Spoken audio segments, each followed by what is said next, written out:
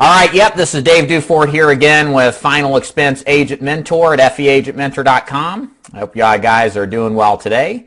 And today is yet another Friday no BS Final Expense Training Program. I got some good topics to talk about today.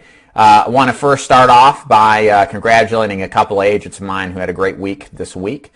The first one would be Michael, who lives in Nashville. He had a day on Wednesday where he wrote just shy of $5,000 in premium all in one day. Pretty impressive, so good job, Michael. And Caesar, who usually regularly joins us on these calls, has written pretty much, I'm sure he's over it by now, but about $20,000 in premium off of the Final Expense Avatar leads that we work with. So nice job, Caesar. You're impressing us all, especially myself, beyond belief. So anyways, in today's program, basically, I've got a couple of requests to talk about some pretty good topics of discussion. So I'm pulling up so I'm looking over here. I got another screen, and I've got my list of stuff to talk about. The first is, and I'll just go over all the topics we're going to discuss. First is, I believe Chris out of Philadelphia asked my thoughts on hand-delivering policies versus a home office having the policy deliver automatically. The other question was from him as well about best practices dealing with lapses, and as well as a question from Sam in Texas about sales slumps, how they deal with them and how to go through them. And then lastly, hopefully, if you guys have any questions at all, I'm going to answer questions you may have as well. So let's get right into Chris's question from Philly. Hope you're doing well out there, Chris. Thanks for your good two questions. So the first question is, how would you handle the difference between delivering policies yourself and then having the home office deliver them? So really good question. I am of the persuasion, of course, either approach works. What you have to determine for yourself is which approach works best for you. Now, the advantages to hand delivering a policy that you wrote on a person is it gives you a second point of contact. You can actually see them again, show them what's in the policy, reinforce the sale, and effectively have a little bit more leverage to ask for referrals. This does take more time to do this and tends to get you out of the field from producing more business, but the advantages could be your business persistency is higher and your ability to generate more leads and more business without the typical costs associated via buying leads is reduced or even eliminated. I know several agents who profess the strength of delivering policies. One particular agent is out of Kentucky. He has done both ways, and I think about 2 years ago switched over to a hand-delivering approach and did mighty well for him. And so he delivers his policies. He gets lots of referrals. This guy's been doing it 10 years. Dude's writing $200,000 a year in final expense premium. He buys like 10 leads a week now. Forever was on 15, but backed it down to 10. But he gets a ton of referrals because he's been doing it for a decade.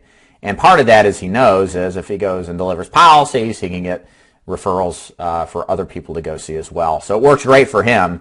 And I'm not arguing if the guy's writing that much business with some minimal in investment leads. That's not the normal scenario, but it works for him, and that's all I care about personally.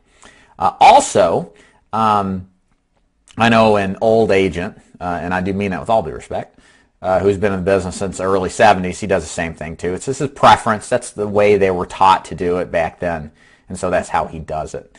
Now, what I teach all my agents do is to have the home office deliver the policy. And the reason why is because I think all the things I mentioned earlier, reinforcing the sale, walking through what's in the policy and how it works, you can do all that right there in front of them when you're already there. In my opinion, in my world, a salesperson should be focused on one thing, selling. Should be getting out there finding new people to sell to and more people to help. And as far as an efficiency thing, I think if we focus on all those aspects at the cool down of the sale, you can achieve the same end result. Reinforce the sale. You can even ask for referrals for sure. And have an overall good impact and overall result. When it comes to, to me, it's one of those things where you do it because you feel it's a good thing and it makes you do better, and I'm all in support of that, and you should do it for that reason.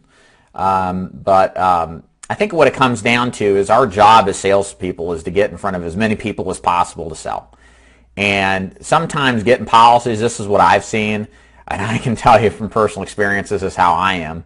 I've tried to deliver policies, and I find that they just accumulate in my car.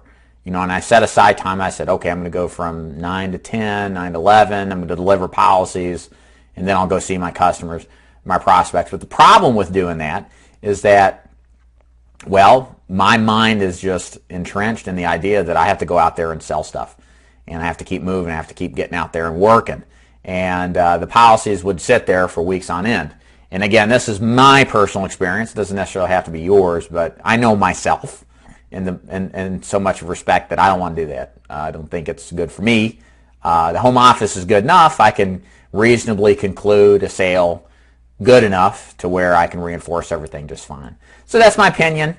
Try both if you like the hand deliver. There is definite value in it, but I think that you don't have to, and you can still do really well and maximize your time more effectively. So. Okay, give me 1 second, gentlemen. Okay, so number 2 conversation to talk about is going to be how to handle and best handle lapses when it comes to dealing with your final expense customers. This is a very good conversation to have. I can tell you from personal experience, when I first started in this business, I considered somebody who lapsed a complete idiot, and I didn't want to deal with them. I thought, well, if you're stupid enough to let your policy misdraft, then I'm not following up with you and going to deal with you. And I thought, personally, that was the right way to look at it. And then, this was probably in 2011, it's a bit myopic. I went out and started seeing people because I didn't have any leads to work. This was, I got like 5 years ago. And I worked all these old lapses. And the amazing thing is half of them re-signed up with me, and most of them thought I just couldn't get them covered. And I'm thinking, come on, dude, I got you the policy when I was there, and I tried to take the money, and you didn't have it. Didn't you not know that? Didn't you see the letters that came through? But the thing is that for some reason in this business, it's really strange, but for some reason, that's how these people are. You don't really understand it until you work this market. The mentality of the people who sell final expense is just so much different from really anything else that's out there. I mean, these people don't need to be babysat every single month. It's not like you're going to have to re-up their lapses. Some of them you might. It's a very small minority. But the thing is that these particular people are just, you have to understand that sometimes things go wrong, and they're used to being, things not going their way, and a lot of them don't have the capacity to help themselves. And so the best thing to do with lapses, and I sincerely believe this, I've seen this in my own business, if you just call through your lapses you get within the day or two it occurs, and just say, hey, Mrs. Jones, I saw you lapse, what happened? And then you ask them, can I help you with anything? Half of them will be put back on lapse immediately, be put back on draft immediately. They won't really even realize that they were misdrafted. They think that they're like, really? Wow, well, okay, draft me next month, or have it set up for some other time. And it never ceases to amaze me, because you would think these people who went through the motions to buy from you would want to keep it, but this is just their behavior patterns. This is what makes final expense not an easy business. It's a simple process, but part of the difficulty is the people we deal with. So you absolutely positively have to call all your lapses. Anybody who calls in to cancel, anybody who lapses, call them and just see what's up. All these carriers will allow you a double draft the following month, or draft to catch up at any time. If you don't do that, you're losing a lot of money. Your persistency will go in the tank unnecessarily. You'll have a lot more chargebacks than you need to. And the key thing here, guys, with lapses, this is so important. If there's anything you could take away from this particular training session, is that you've got to draft on the day they get their actual check. Okay? Your job is to beat them to the ATM every single month. All right? They get their money on the 3rd, second, third, fourth Wednesday. You need to be there that day, not a day or two later, that day. And so part of the sales process when you close is to actually close and assume that, this is how we draft and this is when we're going to take our money. A better step that actually helps with this particular drafting is to use either like Family Benefit, Trinity Life in some cases or some states, or as well as Transamerica is another company. They do a very effective drafting procedure called Social Security billing. And what that is, it's the same old bank draft, but sometimes the third falls on a Saturday. That means our clients get paid on a Friday and we don't draft till Monday. So you got the whole weekend for them to blow all their money on booze and what else, or whatever else, and you need to beat them before they forget they got a bill that's due. And so with Transamerica and Family Benefit, they actually can hit the account on the day they get their deposit, even if it's early because of the weekend. Very powerful. Transamerica saw a huge increase in persistency over on their business because of that. And with all that mentioned, this is 10 times more important to do this, especially with Direct Express, which is the most notorious lapse-o-matic type of business. So if you can do this kind of stuff, you're going to see fairly effective results in getting stuff turned around. So hopefully that answers your questions about lapses or best practices and dealing with them. You got to deal with them if you want to keep a good persistency and keep your business on the books. Right before we get into this final question, by the way, if you guys watching have any questions you'd like to ask me, whether you're watching a repeat of this or whether you are watching, say, live, go figure, right? Leave a question at the bottom. I'll be happy to answer it now or use it for what I'm doing right now. Everything I'm addressing in this live training, final expense training session is all viewer-driven questions. And that's how I like to offer it because most of the time, these particular trainings are more effective when I can actually answer the questions you may have about final expense. So this final question is from Sam in Texas, and he asks, Dave, I've been in a sales slump before. I've done well in final expense, but now everybody's like not buying necessarily. Kind of more or less saying what he's trying to explain. How do you deal with a sales slump? What's the process? So first of all, I can tell you, pretty much every single agent is going to be in a sales slump at one point or another. Good agents, great agents, and bad agents alike. We all experience slumps where it seems like no matter what we do, we're dealing with deadbeats, people without checking accounts, people who thought it was free, and they all come in at once, and they think, well, you start to think, well, have I lost my mojo? And I can tell you, I tell everybody who goes through a slump, part of this is like, do I still have what it takes, or is this business even for me still? And what I like to say is if you haven't seriously considered quitting final expense, you haven't been in the business long enough. And if you haven't done that yet, you will, because it's just part of the thinning the herd process. There's just really, that's just sales for you, especially on a straight commission. And so here's the deal. How do you deal with something like this? So first of all, the key thing is you always got to keep working through your business. You always got to keep working hard. You always got to keep seeing people, keep the leads coming. Don't fall into the temptation of walking away from generating leads. If cash flow starts to lower, if you're a little scared or worried, you need to double down. If you can't double down on leads and you can't keep the process going, then do a free lead program. For example, you can do a seminar type of product program like I teach my agents. It's an effective way to get effectively free final expense deals closed without paying for leads. I've got a guy in Idaho right now that's writing 20 to 25 cases a month, and he's just spending $30 to $50 to conduct these seminars. I mean, he's making like $75,000 to $100,000 a year without spending a dime on leads. And you can mix that stuff in to your regular lead program. I've got guys right now that are doing direct mail, or they're doing avatars, a little bit of both, and they're doing seminars as well to kind of stay busy and work through those slumps, because the more fishing rods into the lake that you have, the more bait you got out, the more you're going to catch. The other part of it The other part of it is with sales slumps. I can tell you. Let me tell you a personal story that I experienced. When I was in my, well, it was about a year and a half ago, I did 15 appointments back to back in an area that turned out to be really bad. People literally thought it was free, and they were all middle class retirees. They had the money for final expenses. They didn't need to buy a policy. It was not the right market. So I was thinking, and this was only over the course of 2 days. I'm a heavy appointment guy, as some of you guys know. But at the end of 2 days, I didn't sell anything. And I'm thinking, oh my God, this is it. It's over. And you can't help to think that. It's just human.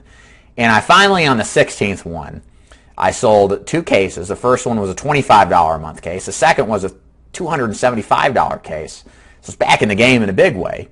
And I ended up end of the week, in another area with the same lead card, and ended up with, I think it was $8,000 in premium written that whole week. And I share this not to brag, but this is the business in essence, is that there's nothing similar between one appointment and the other, okay? They're independent occurrences, okay?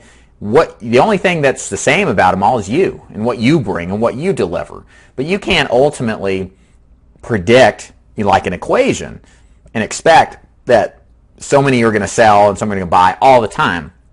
I say, generally you're going to close 25% of your leads, but that is not a boilerplate, predictable thing, every single day, even every single week. It fluctuates.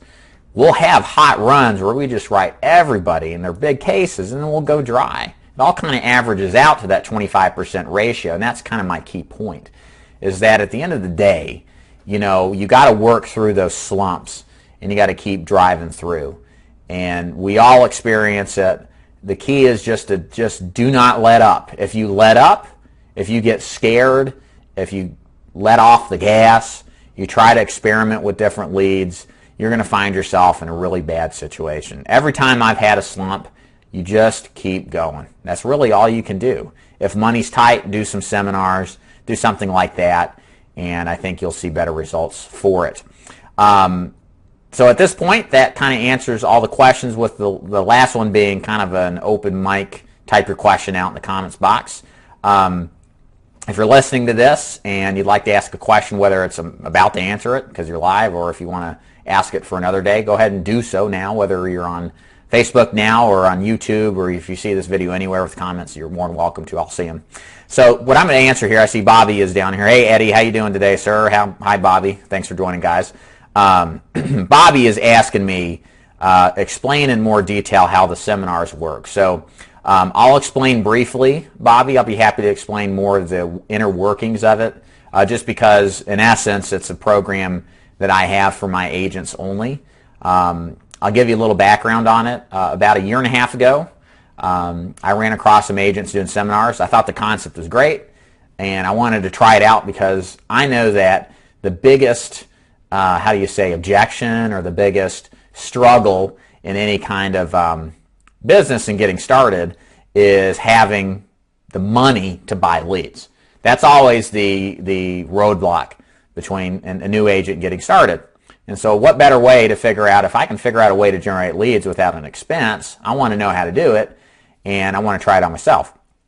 So long story short, I did about 80 seminars last year over the course of 4 or 5 months. I went all out and found out the method works awesome if you follow the method just like it's described.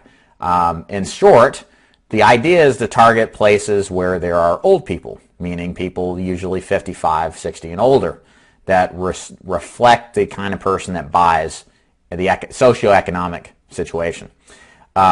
We present to a small group of 5 to 15 people. Out of those groups, usually 1 or 2 1 or 2 policies are converted, and we only spend about $30 in food and other things in order to actually set them up. The turnaround time's fast. You could literally go out today, or say next week, and you could have 10 to 15 of these booked between mid-September and mid-August. And if you're writing mid-September, mid-October, and you could write, on average, again, if my average holds true, 1 to 2 deals per seminar on average, you could easily write 15 to maybe even 25 deals a month This is what I was referencing earlier, the guy in Idaho who's doing this very effectively. So there's other things to it, where to look for these particular locations, how to call on them, the whole 9 yards. I know, Bobby, you work with me, so I'm more than happy to, I don't know if I've got you into the private training side of the website, but I can show you that because I've got a whole, like I say, business in a box kind of approach. You can listen to it and learn how to do it all. It's all just kind of boilerplate, cookie cutter, I guess you can say, and just follow through it. And they're very simple to do, very easy to do. It's one of those things that's like too scary easy. Usually it's a grind in most regards in any business, but there's just not a lot of agents doing this approach. And I think it's good because if you can get out there and do a lot of seminars, I mean, you could be just as effective doing seminars as you would working direct mail or even avatars for an average agent, but didn't have no lead costs or very low lead costs. Now, the other thing, though, is that there's some difficulty in fulfilling and having enough places to call on. We're finding that if you're like me and you want to do 4, 5, 6 of these a week, you got to travel even overnight. Now, there's some things we're working on to try to make it a better turnaround time without as much potential travel, experimenting with different places to call on and target to. But it is definitely one of the best ways to recruit. One of the best ways to write up agents, and I was going to add, or write up clients. You know what I'm trying to say. But I was going to add that I believe in it so much that I'm probably going to even roll out, just to show you its effectiveness, an actual recruitment program, bringing agents on to show them this method nationally. I'm just thrilled with it. It works so well. So yeah, get with me later, Bobby. I'll be happy to explain to you more. If you're out there and you're curious about what it is I'm talking about, as an agent, I teach this and have lots of agents doing it successfully, and be happy to do the same. So any other questions out there, go ahead and type them in the comment box. I'll be happy to address any particular questions that you may have. Again, whether it's now while you're live on the call or whether it's later in my next video, I like to do both and would be happy either way that you would like to. So with that said, I'm kind of coming to the end of my little shindig here. Thank you so much, Caesar, Bobby, Eddie, for helping me make sure I'm still live on this thing. And if you guys have any questions, leave them there. And again, big thumbs up for listening and hanging out. I hope you guys have a great, successful rest of your week, a nice weekend, and we'll see you next Friday. By the way, I will be on Facebook this next week, and probably Facebook going forward. Facebook seems to be a little bit easier with the whole live broadcast protocol anyway. So we'll see you then. Thank you and take care.